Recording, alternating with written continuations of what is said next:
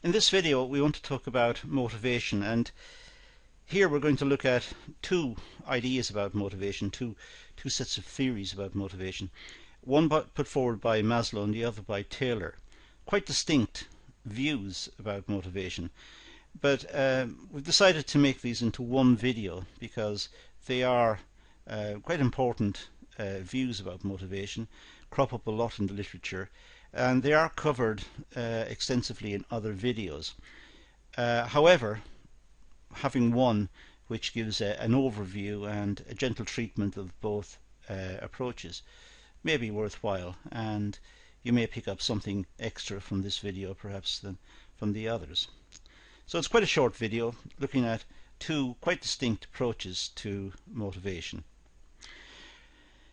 We'll start by talking about motivation in general, because organizations can only achieve their goals and objectives, say their productivity for example, and perhaps excellent customer service, if the employees are highly motivated. The employees need to be motivated. The employees need to be engaged mentally and physically with the tasks, and they should be orientated towards the achievement of the goals, objectives, productivity, customer service and so on. They should be orientated towards this, and they should want to create a good experience for the customers and also help the organization to achieve its goals, because in that way the employees will have better job security, perhaps better remuneration, and generally it's a much better environment in which to work, where people are motivated and people are keen to get on with the job. So organizations can only achieve these goals and so on if the employees are highly motivated. The level of employee motivation depends on aspects such as the job design. Is the job boring? Is the job enriched? Has it got many facets to the job which creates an interesting job for the employees? They have to problem solve, and they're engaged with the tasks. Or is it a very boring, repetitive job? What are the rewards? Are the rewards sufficient for the employees to be engaged? Perhaps the rewards are too little, and the employees are, as a consequence, not that worried about perhaps even losing their job, because the chances of them finding a job as badly paid are very high perhaps. In other words, those jobs are quite easy to find. So maybe that's the case. So they're not really worried about losing their job. They're not motivated. The salary is not, or the wages are not sufficient to make them worried if they lose their job. So rewards have to be sufficient, and the management styles also have to be appropriate. The management style may be very interventionist and quite forceful, or the management style may be very cooperative and supportive and working with the employees. So what style of management is there? How does the employee see the management? And indeed, what's the culture and the structure of the organization? Is it possible for the employees to talk to management? Perhaps the management are locked away in the offices and don't mix with the employees. And what if the employees have an issue they wish to discuss, and perhaps the line manager is not the most appropriate conduit for passing this message? How do they contact the management? What's the culture of the organization? How is the organization run? And what's the structure of it? Perhaps the structure is very hierarchical, so it's very difficult to talk to the person at the top. The person at the top is in a sense shielded from the employees, because there are so many layers of management between him or her and the employees. So these are all issues that need to be taken into account when we consider motivation. Motivation is an internal decision-making process which influences an individual to make an individual to behave in a certain manner. They're internal in the sense that they are within us. We look at situations, we read the situation, we try to understand the situation we find ourselves in, and then we are motivated to do something about it, or we're not motivated to do something about it.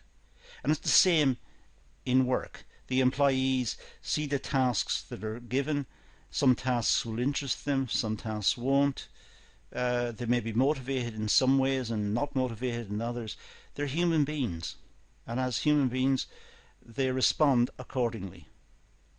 And it's for management to try to design tasks that will motivate the employees and will inspire them to be productive and see the tasks as essential, and they should be rewarded not just in terms of remuneration but in terms of a job well done. Congratulations. The determinants of motivation is complex because it depends on various factors, as I said earlier. I listed them out earlier. Organisation culture, management style, job design, and HR practices and policies. So motivation is complex. It depends on these various factors and to varying degrees. Some of them will be important, others may not be seen as that important, but overall it creates a climate within which the employee has to work, and if the employee is not happy, then there may be issues, motivational issues. The management perspective, well, managers need to assess the factors that motivate employees. This could be money, status, power, self-fulfillment. The managers need to know what the employees are like. They need to know the employees. Clearly money is important because the employees need to pay their family bills and need to live. They need to buy the essentials. They need to buy food and shelter and clothing and so on. But they want more than that. They might want to buy nice products for themselves as well. So money is important, but status might be important. Recognition that they're doing a good job and that they're being respected by the management and their efforts are appreciated. Or they might want promotion, they might want power, they might want more say over what they're doing and the tasks they're working on. A single motivating factor may not apply to all employees. The reason for this is simple. Individuals are different, as I said earlier. We have different goals, different desires, different ambitions. Humans are highly variable. So we're not all driven in the same direction. Some will be motivated in one way, others will be motivated in a different way. And that's the challenge for management, to try and work out what motivates the employees. Employees need job satisfaction in order to be motivated. That seems to be a constant. If they're not getting satisfaction of the job, if they don't appreciate what they're doing, if they don't like what they're doing, they are not going to be motivated. So management should look at the tasks that are assigned to the employees so that the tasks are challenging, interesting, will in a sense grab the employee's imagination and will engage the employee in thinking and in doing. Now, motivation theories. Well, let's start with Maslow's hierarchy of needs. Quite a famous one. It seems to be almost a foundation of all studies in motivation theory. And as I said, it's the subject of other videos on the course. But let's start here and go over it and almost revise it in a sense. Go back over and see what it's about. So Maslow had the development of 5 basic needs. And these 5 basic needs are physiological, safety, social, self-esteem, and what he called self-actualization. So 5 basic needs, and these must be dealt with. These must be satisfied in order for an employee to be motivated. Maslow suggests that motivation is triggered by the need to satisfy the 5 basic needs, starting with the lower order needs and leading to the higher order needs. So employees start by perhaps having some very basic needs that need to be fulfilled. But as time goes by, their requirements, their needs increase. They want more. They want more satisfaction from the job. They might need more remuneration. They might need more status, and so on. So over a period of time, our needs tend to grow.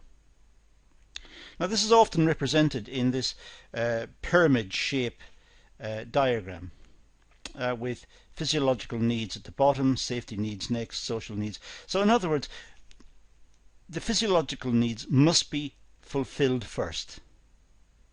Then we move on to the safety needs. Next we move to social needs, then self-esteem, and finally self-actualization. Let's have a few words about each of these. And we'll start with physiological needs.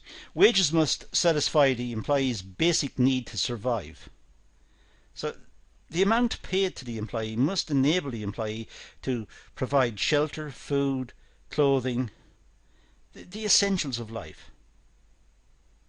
And also the employees need to be treated as humans. They need breaks from work. They need time to rest, time to recover. And it has to be recognised and factored in by management. The employees can't work continuously, perhaps work hard for a full day. They need a break, or they need several breaks. They need to have some water, and they need to have a good working environment. So physiological needs should be dealt with first. Second, safety needs. Employees are working in a safe environment with job security and additional benefits. They need to work in a safe environment. They need to feel that the environment in which they're engaging in work is safe. They don't want to be threatened by breathing bad air, or working in extreme temperatures, or feel that the machinery is dangerous or whatever. They need to feel secure. They don't want to go to work to feel that their life is being threatened. But also, they need to have job security, a different type of security, but they need to have it. They need to feel that they're not going to be made redundant, not going to be dismissed just at the whim of the management. They need to feel some security because they may have family obligations, and they don't want to go to work and be constantly worried about whether they're going to have a job the next day or next week. They should have some sort of job security. They feel that there is a place for them within the organisation. Next is social needs. Provide a friendly environment, a sense of belonging. People go to work and they engage in various tasks assigned by management, but they also have a need to speak to each other. They're humans. They need to speak to each other. They need to talk to each other. They need to converse in some way. They need to interact. Humans are social creatures. So the environment should be friendly, and the management should understand this need on the part of the employees. It's not a waste of time. Only if it's excessive is it a waste of time. But some sort of contact between them, between the employees, is understandable because they are human. Esteem needs. Well, make employees feel valued by recognising the achievements. It's a need. They're working on tasks. They want to feel that they've done a good job. They want to be thanked and congratulated. Not just by receiving a salary or a wage at the end of a time period, but just the management saying, that is a job well done, thank you. So it's esteem. They feel better. They feel valued. They feel a part of the organisation. They feel loyalty to the organisation. They can relate to the management, and what their efforts have been respected and recognised. And that's important. And then there's self-actualization, a very strange concept in a way. Provides employees the opportunity to reach their full potential. Keep employees employees motivated by providing them with appropriate challenges to accompany their needs. Self-actualization is when they are comfortable and confident within themselves.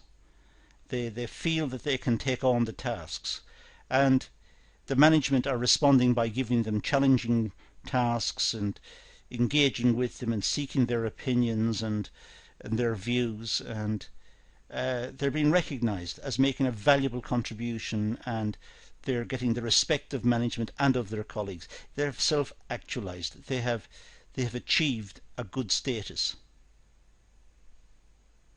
So these are the 5 needs, basic needs of Maslow's hierarchy of needs. And when these are met, people are motivated. The employees are motivated. And you can see that we jump from the most basic up to the higher. We're constantly trying to improve ourselves, and that's what motivates us to do a good job.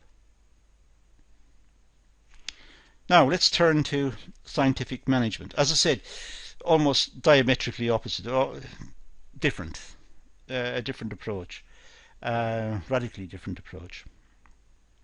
Developed by Frederick Taylor, it believed that employees are like robots who can increase production if programmed efficiently. You can see from the opening here on this slide, it's not a very nice way of looking at people. It's looking at people as functionaries. They perform tasks. So the management, in a sense, don't have to be nice to them or deal with them, even in terms of deal with them as humans. They are like machines. They can be programmed almost. They're told exactly what to do, and they are given certain times to complete the task, and if they don't complete the task on time, there's some sort of punishment. So it's seeing humans as a part of the technological infrastructure of the business. They are fitting into the routines of the business in the same way as the machines. The machines are processing the output on a repetitive basis, perhaps. And the people are expected to interface with the machines at the pace at which the machine is set and complete the tasks. And so it's man and machine working together. But this can be very soul destroying for the individual. The individual is not seen as an individual. They are seen as almost a mechanism within the business that will facilitate production. The basic mechanisms of Taylor's approach was through the application of scientific measurements to increase productivity and effective management of employees. So this introduced this idea of scientific management, measuring. How long does it take to do a task? What are the ergonomics associated with the task? Does the employee have to reach out too far, because that's slowing them down? Perhaps the environment should be redesigned so they're able to do the tasks faster. And it's timed down to perhaps the second. If the employee takes too long, it's going to hold up people further along the line. It's going to set back the day's production. So there's pressure all the time on the employee to keep going, keep moving, keep doing it. So it's a very stressful environment for employees. Achieving desired production was through the division of labour, task specialisation and time management. The division of labour was popularised by Adam Smith as far back as 1776 in his book The Wealth of Nations, well, an inquiry into the cause and effects of the wealth of nations. Adam Smith talked about hatpin production. Hatpins were a big thing, a big important product back in 1776. Hatpins kept on ladies' hats. So the ladies would put on a hat and put a hatpin to keep it pinned to their head. Hatpin production, well, one person working on his or her own would have to go through various processes to make hatpins. Would have to get the wire, have to straighten the wire, cut the wire to the right length, put a point on the end of the wire, put a head on the other point end of the wire, make sure it's straight again, then harden it using heat, and then what's known as anneal it, so it's not brittle, it doesn't just break, and then polish it and package it and distribute it. So there are many production processes involved in hatpin production, according to Adam Smith.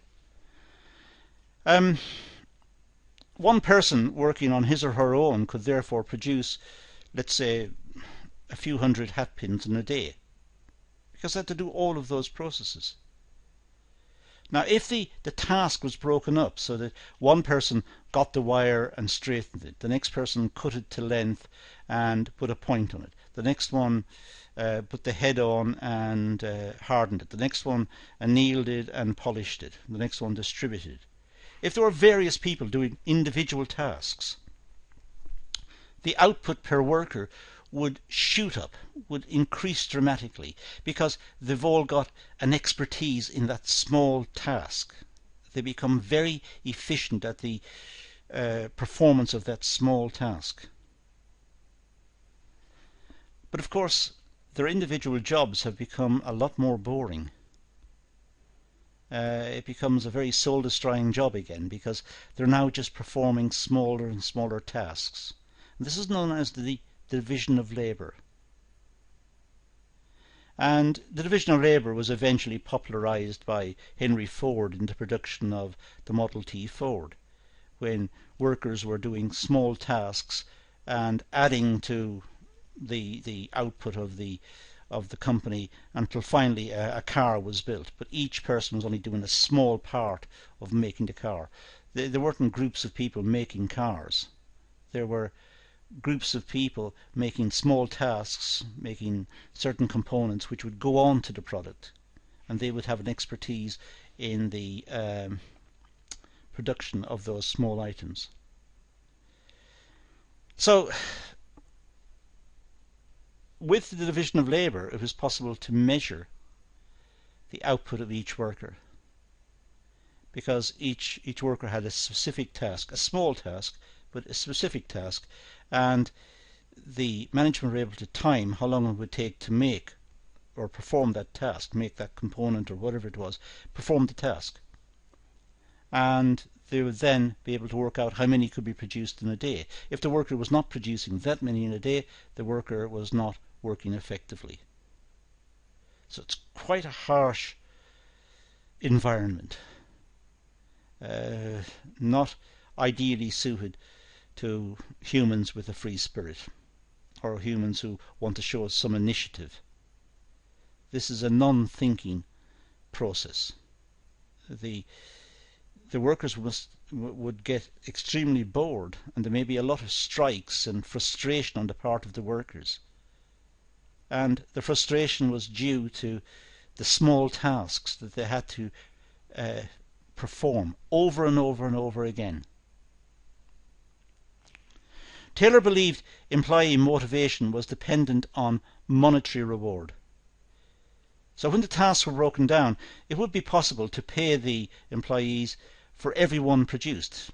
Perhaps a very small sum of money, but over a day they could earn a certain sum of money. And over a week they would earn a week's wages, perhaps. But they would have to work hard to achieve that, and they would have to work continuously, performing small, repetitive tasks.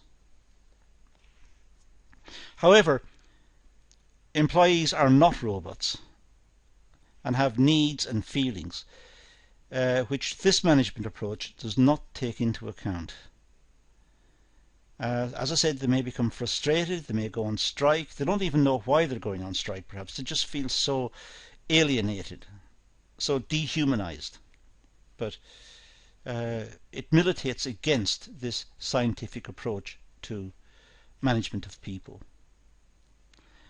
It became very popular, and to some extent it's still around, but maybe not in great detail in great detail in many functions, because maybe organizations now want to see a certain number of completed products in a day as opposed to the individual components.